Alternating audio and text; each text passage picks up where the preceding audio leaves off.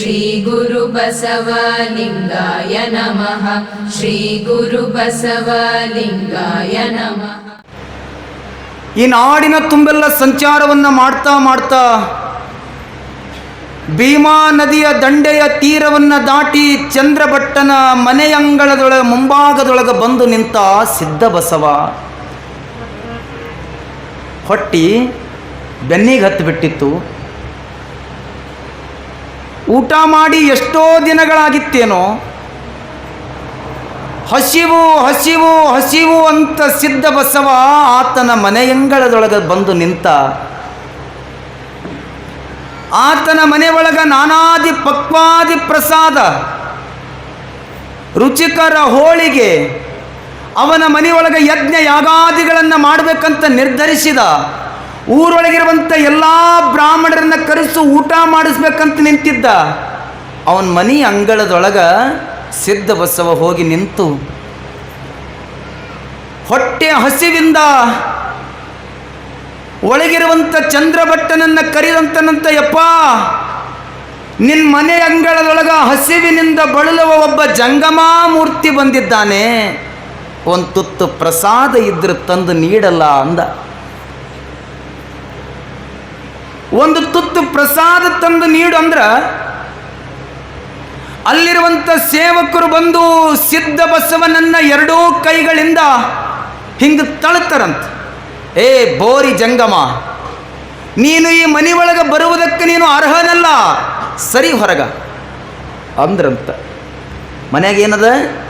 ನಾನಾ ಥರದ ಪಕ್ವಾದಿ ಪ್ರಸಾದದ. ಹಸದು ಬಂದವನಿಗೆ ಒಂದು ತುತ್ತು ಅನ್ನ ನೀಡ ಗುಣ ಅವ್ರ ಮನೆಯಾಗಿಲ್ಲ. ಏನು ಅನ್ನ ಇದ್ರೆ ಏನು ಬತ್ತು? ಅನ್ನ ದೊಡ್ಡದಲ್ಲ, ಗುಣ ದೊಡ್ಡದು. ಗುಣ ಈ ಗುಣ ಇರಬೇಕು. ರೂಪ ದೊಡ್ಡದಲ್ಲ. ರೂಪವತಿ ಆದರೆ ಮುಗಿಯತೆ, ಗುಣವತಿಯಾಗುವುದು ಬೇಡವೇ? ಗುಣ ಇರಬೇಕಲ್ರಿ ಚಂದ. ಮಾರಿ ಬಣ್ಣ ಭಾಳ ಚಲೋ ಅದ. ಏನು ತೊಳ್ಕೊಂಡು ಕುಡಿಯವ್ರ ನಾವು? ಮಾರಿ ಬಣ್ಣ ದೊಡ್ಡದಲ್ಲ, ಮನಸ್ಸಿನ ಬಣ್ಣ ಭಾಳ ದೊಡ್ಡದು. ಮನಸ್ಸಿನ ಬಣ್ಣ ಭಾಳ ಚಲೋ ಇರ್ಬೇಕಂತ. ಅದು ಹಿಂಗೆ ಯಾವಾಗಲೂ ಮಾಸಬಾರ್ದು, ಅದು ಯಾವಾಗಲೂ ಕಪ್ಪು ಕುಂದಬಾರ್ದು. ಮನಿ ಅಂಗಳದೊಳಗೆ ಬಂದು ನಿಂತಿರುವಂಥ ಸಿದ್ಧ ಬಸವ ಭವತಿ ಭಿಕ್ಷಾಂದೇಹಿ ಅಂದ.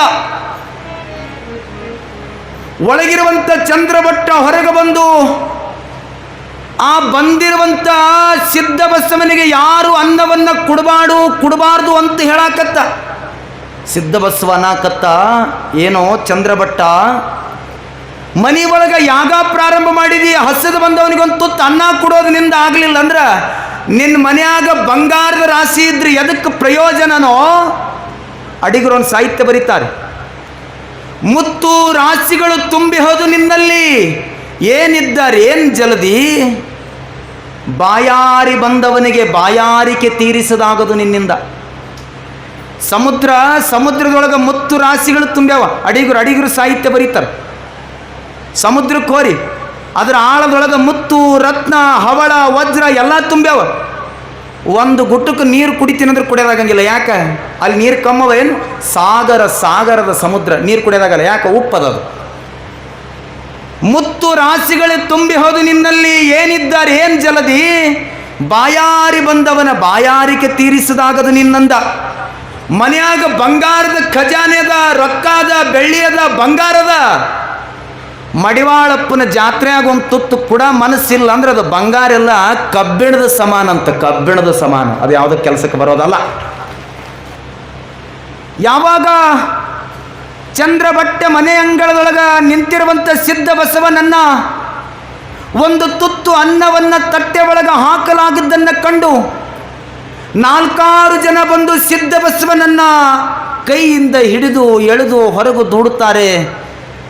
ಸಿದ್ಧ ಬಸವ ಅಂದ, ನೋಡಪ್ಪ ಶ್ರೀಮಂತ, ನೀ ರೊಕ್ಕಿಲ ಶ್ರೀಮಂತ ಆಗಿದ್ದೀವಿ ವಿನಃ ಹೃದಯದಿಂದ ಶ್ರೀಮಂತ ಆಗಲಿಲ್ಲಲ್ಲ. ಹಸಿದು ಬಂದ ಜಂಗಮನಿಗೆ ಒಂದು ತುತ್ತು ಅನ್ನ ಹಾಕೋದಾಗಲಿಲ್ಲಲ್ಲ. ಮನಸ್ಸಿಗೆ ಬಹಳ ನೊಂತು ಸಿದ್ಧ ಬಸವ ಎದ್ದ. ಭಿಕ್ಷೆಯನ್ನು ಕೇಳಿದ್ರೂ ಅನ್ನವನ್ನು ಹಾಕಲಿಲ್ಲ. ಸಿದ್ಧ ಬಸವ ಹಿಂದೆ ತಿರುಗಿ ಹೋಗಬೇಕಾದ್ರೆ ಸಿದ್ಧ ಬಸವ ಅನ್ನಾಕತ್ತಿದ್ದ, ಅನೇಕ ದಿನಗಳಿಂದ ನಾನು ಹೊಟ್ಟೆಗೆ ಒಂದು ತುತ್ತು ಪ್ರಸಾದವನ್ನುಂಡಿಲ್ಲ. ನನ್ನ ಹೊಟ್ಯಾಗ ಉರಿ ಬಿದ್ದದ ನೋಡು, ಉರಿ ಅಂತ ಅನ್ನಾಕತ್ತಿದ್ದ. ನನ್ನ ಹೊಟ್ಯಾಗ ಏನು ಬಿದ್ದಿರುವಂಥ ಉರಿ ಏನದ ಅದು ಚಂದ್ರಭಟ್ಟನ ಮನ್ಯಾಗ ಬೀಳಲಿ ಅಂದವ ಸಿದ್ಧಬಸವ. ಹಸಿದು ಬಂದವನಿಗಂತೂ ತನ್ನ ಕೊಟ್ಟಿಲ್ಲ ಅಂದ್ರೆ ಇದು ಏನು ಉರಿ ಅದ ಆತನ ಮನೆಯಾಗ ಬೀಳಿಲ್ಲ ಅಂದ್ರೆ ನೀವು ನಂಬಂಗಿಲ್ಲ. ಸಿದ್ಧಬಸವನ ಹೊಟ್ಟೆ ಒಳಗಿರುವಂಥ ಉರಿ ಚಂದ್ರಭಟ್ಟನ ಮನೆ ಹತ್ತಿ ಉರಿಯಾಕತ್ತಿತ್ತಂತ. ಮನೆ ಹತ್ತಿ ಉರಿ ದಗ ದಗ ದಗ ದಗಿಸ್ತಿತ್ತಂತ.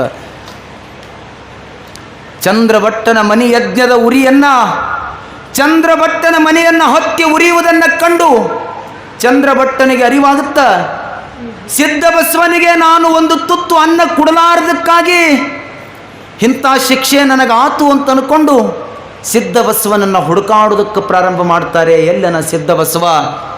ಸಿದ್ಧಬಸವ ಊರ ಹೊರಗಿನ ದೇವಸ್ಥಾನದ ಅಂಗಳದೊಳಗೆ ಮಲಗಿರಬೇಕಾದ್ರೆ ಸಿದ್ಧಬಸವನನ್ನು ಬಂದು ಎಬ್ಬಿಸ್ತಾನೆ ಚಂದ್ರಭಟ್ಟ. ಯಪ್ಪ ಹೇಳೋ, ನಾನು ಮಾಡಿದ್ದು ತಪ್ಪಾತು, ನನಗೆ ಕ್ಷಮ ಇರಲಿ, ನನ್ನ ಮನೆ ಹತ್ತಿ ಉರಿತಾ ಇದೆ, ನಿನ್ನ ಬಾ ನನ್ನಪ್ಪ ಅಂತ ತಿಳ್ಕೊಂಡು ಮತ್ತೆ ಸಿದ್ಧಬಸವನನ್ನು ಕರೆದುಕೊಂಡು ಹೋಗಿ ಸಿದ್ಧಬಸವ ತನ್ನ ಕಮಂಡಲದೊಳಗಿರುವಂಥ ತೀರ್ಥವನ್ನು ಆತನ ಮನೆಯ ಮೇಲೆ ಪ್ರೋಕ್ಷಣೆ ಮಾಡಿದಾಗ ಹೊತ್ತಿ ಉರಿಯುವಂಥ ಮನೆ ಮತ್ತೆ ಶಾಂತವಾಗಿ ನಿಂತಿತ್ತಂತ. ಇದು ಸಿದ್ಧಬಸವನ ತಾಕತ್ತ. ಅಂದರೆ ಅರ್ಥ ಹೇಳೋದು, ಹಸಿದವರಿಗೆ ಒಂದು ತುತ್ತನ್ನ ಕೊಡೋದು, ದಣದ ಬಂದವರಿಗೆ ಒಂದು ಲೋಟ ಮಜ್ಜಿಗೆ ಕೊಡೋದು, ರವಿಗೆ ಇಟ್ಟು ತಿರುವುದು ಭಾಳ ದೂರ ಹೋಯ್ತು, ಒಂದು ಗ್ಲಾಸ್ ನೀರು ಕೊಡೋ. ಅದಕ್ಕೆ ಶರಣರು ಬರೀತಾರೆ, ಏನು ಬಂದಿರಿ ಹದುಳವಿದ್ದಿರಿ ಎಂದು ಹೇಳಿರೆ ಮೈಸಿರಿಯ ಹಾರಿ ಹೋಗುವುದಾ. ಮನೆಗೆ ಬಂದವರನ್ನು ಬರ್ರಿಪ್ಪ ಒಳಕೊಂಡ್ರಿ ಅಂದರೆ ಏನು ಹಾರಿ ಹೋಗೋದೇನು? ಏನೂ ಇಲ್ಲ. ಹಾಗಿರೋದ್ರಿಂದ ಇಂಥ ವಿಚಾರಗಳನ್ನು ಇವತ್ತಿನ ದಿನ ತಮ್ಮೆಲ್ಲರಿಗೂ ಕೂಡ ತಿಳಿಸ್ತಾ, ನಾಳೆಯ ದಿನ ಬೆಳಗಿನ ಜಾವದೊಳಗೆ ಉಚಿತ ಆರೋಗ್ಯ ತಪಾಸಣಾ ಶಿಬಿರವಿದೆ. ಆ ಕಾರ್ಯಕ್ರಮಕ್ಕೆ ನೀವೆಲ್ಲ ಬನ್ನಿರಿ. ಕುರು ತಿನ್ನೋದು, ಪುರಾಣ ಮುಗಿಯತನ ಕಿರಿಕಿರಿ ಕೊಡೋದು, ನಾ ಏನು ತಪ್ಪು ಮಾಡೀನಿ? ಹಾಗಾಗಿ ನಾವು MA B.Ed ಮುಗಿದಾಗ ಈ ಸಾಲಿಗೆ ಪಾಠ ಹೇಳಕ್ಕಂತ ಹೋಗ್ತೀವಿ. ದೊಡ್ಡ ಕಠಿಣ ಸಾಲಿಗೆ ಪಾಠ ಹೇಳಕ್ಕೆ ಹೋಗೋದಂದ್ರೆ ಅಲ್ಲೆಲ್ಲ ಸ್ಟೂಡೆಂಟ್ಗಳು ಒಬ್ಬ ಬಂದಿದ್ದ, what is your name, stand up on the bench ಅಂದ. ಅವ ಎದ್ದು ನಿಂತ, ಗುರುಜಿ ಟುಮಾರೋ ನೀವು ಕಮ್ಮಿಂಗ್ ಮೈ ಹೋಮ್ ಅಂದವ. ಆತಪ್ಪ ನಡಿ ಬರ್ತೀನಿ ತಂದ, ಮನೆಗೆ ಕರ್ಕೊಂಡು ಹೋದ. ಇವ ಯಾಕೋ ಇಂಗ್ಲೀಷ್ನಲ್ಲಿ ಮಾತಾಡ್ಕತ್ತಾನ ತಡಿ ಅಂತ ಅಂದ್ಕೊಂಡು ಅವನಿಗೆ ನಿಂದ್ರಿಸಿ ಕೇಳ್ದ. ಅವ್ರ ಮನೆಯಾಗ ಒಂದು ಎಮ್ಮೆ ನಿಂತಿತ್ತು. ಕಮ್, ವಾಟ್ ಈಸ್ ದಿಸ್ ಅಂದ. ಗುರುಜಿ ದಿಸ್ ಈಸ್ ಎಮ್ಮಿ ಗೊಡ್ಡಸ್ ಅಂದವ. ಇಲ್ಲಪ್ಪ, ಹೌದಾ? ಮನೆಯಾಗ ಹೋದು ಅವ್ರವ್ ತಂದು ಮೊಸರು ಹಾಕಿದಳು. ಪಿಂಟಿಯ ವಾಟ್ ಈಸ್ ದಿಸ್ ಅಂದ. ಗುರುಜಿ ದಿಸ್ ಈಸ್ ಮೊಸರ್ಸ್ ಅಂದ. ಹೌದಾ? ಇದು ಹೆಂಗಾಗತ್ಲೆ? ದಿಸ್ ಎಮ್ಮಿ ಗೊಡ್ಡಸ್, ನಮ್ಮವು ನೈಟ್ ಹಾಲ್ ಹಿಂಡಿಂಗ್ಸ್, ರಾತ್ರಿ ಹೋಗಿ ಹೆಪ್ ಹಂಚಿಂಗ್ಸ್, ಬೆಳಗ್ಗೆ ಗಟ್ಸ್ ಇನ್ ಮೊಸರ್ಸ್. ಮುಗೀತು ಡೆಫಿನೇಷನ್. ಈ ಸರ್ಕಾರ ಸಾರಿ ಕಲಿತ ಮಕ್ಕಳು ನಾವೆಲ್ಲ ಆಗಿರೋದ್ರಿಂದ ನೀವೆಲ್ಲ ಬಂದ ಆನಂದ.